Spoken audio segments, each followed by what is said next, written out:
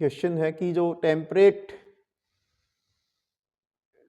Area होते हैं, मध्य अक्षांश जिनको हम बोला जाता है, उसमें जो घास के मैदान हैं, ग्रास लैंड है, उनको किस किस देश में किस नाम से जाना जाता है। देखो ये अगर मैं इसको एक रफ मान लेता हूं कि मान लो ये वर्ल्ड का मैप है, तो आप देखेंगे कि ज़्यादातर जो ग्रास लैंड है वो इस बेल्ट में है। ठीक है, ये बेल्ट है। अब देखिए आपको बता देता हूँ, यहाँ पर है उत्तर अमेरिका, इसमें इसको बोला जाएगा प्रेरीज। ठीक है, तो ये आपका हो गया एक प्रेरीज। दूसरा है मध्य एशिया, यहाँ पर इस वाली बेल्ट में इसको बोला जाएगा स्टेपीज। ठीक है, रूस में, मध्य भारत में, मध्य एशिया में। ठीक, दक्षिण अफ्रीका में, दक्षिण अफ्रीका यहाँ से बनेगा, तो यहाँ पर इसको बोला जाएगा वेल्ड। ठीक है, वेल्ड प्रदेश इसको बोला जाता है, वेल्ड ग्रासलैंड। ऑस्ट्रेलिया में यहाँ पर बोला जाता है इसको डाउन्स। ठीक है, यहाँ दक्षिण अमेरिका में इसको बोला जाता है पंपास, अर्जेंटीना में खासकर, और यहाँ न्यूजीलैंड में बोला जाता है कैंटरबरी। ठीक है, ये प्रमुख घास के प्रदेश होते हैं। आपको एक पिक्चर दिखाता हूँ कि ये किस प्रकार के ग्रासलैंड होते हैं। ये आप देख रहे हैं, ये टेम्परेट ग्रासलैंड होते हैं। ऐसे घास के एरिया होते हैं जिस पर व्यापारिक पशुधन पालन किया जाता है, कॉमर्शियल लाइव स्टॉक रियरिंग की जाती है, और यही एरिया कॉमर्शियल ग्रेन फार्मिंग के लिए भी प्रसिद्ध होता है, जिसमें मुख्य रूप से गेहूं की खेती की जाती है। मैप पे भी मैं आपको वर्ल्ड मैप पे दिखा देता हूँ कि कहाँ कहाँ पर कौन सा प्रदेश है। देखिए जो आपके मिड लैटिट्यूड के ग्रासलैंड है वो यहाँ पर इस वाले हिस्से से रिप्रेजेंट किए गए हैं। तो ये वाला जो एरिया है ये है स्टेपीज। ठीक है, मध्य एशिया में और रसिया में। ये वाला जो एरिया है ये है प्रेरीज। ठीक है, ये वाला जो एरिया है ये है वेल्ड।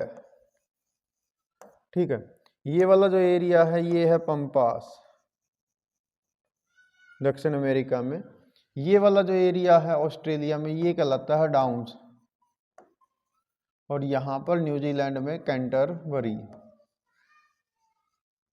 ठीक है, तो ये वाला एरिया है, ये सारे के सारे मिड लैटिट्यूड के एरिया हैं जिनको हम टेम्परेट ग्रासलैंड के रूप में जानते हैं, जो गेहूं की खेती के लिए और व्यापारिक पशुधन पालन के लिए प्रसिद्ध हैं।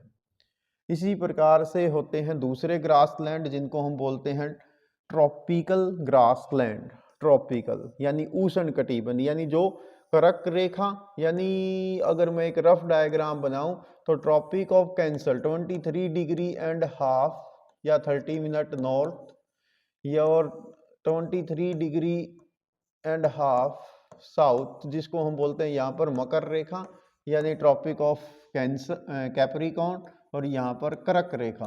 ठीक है, इन दोनों के बीच का जो एरिया होता है ये कहलाता है उष्ण कटिबंध। ठीक है, ये वाली बेल्ट, इस बेल्ट को टॉरिज्ड जोन भी कहते हैं क्योंकि यहाँ पर एनर्जी सरप्लस रहती है। तो इस एरिया में जो घास के मैदान मिलते हैं उनको हम बोलते हैं सवाना मैदान। दूसरा नाम होगा सवाना मैदान।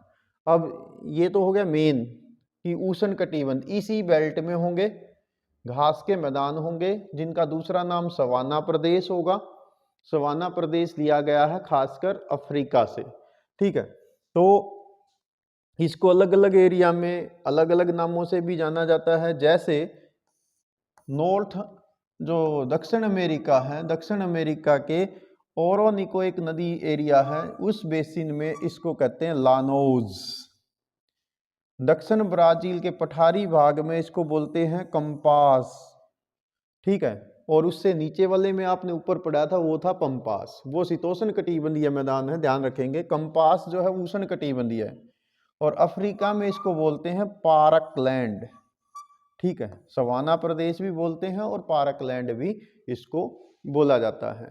इसमें ऊंची घास होती हैं, ड्राई बेल्ट होता है, इस प्रकार का एरिया होता है ये, जिसमें जिराफ जैसे, विल्ड बीस्ट जैसे जंगली जानवर रहते हैं, लॉइन भी यहाँ पर इन एरिया में मिलते हैं।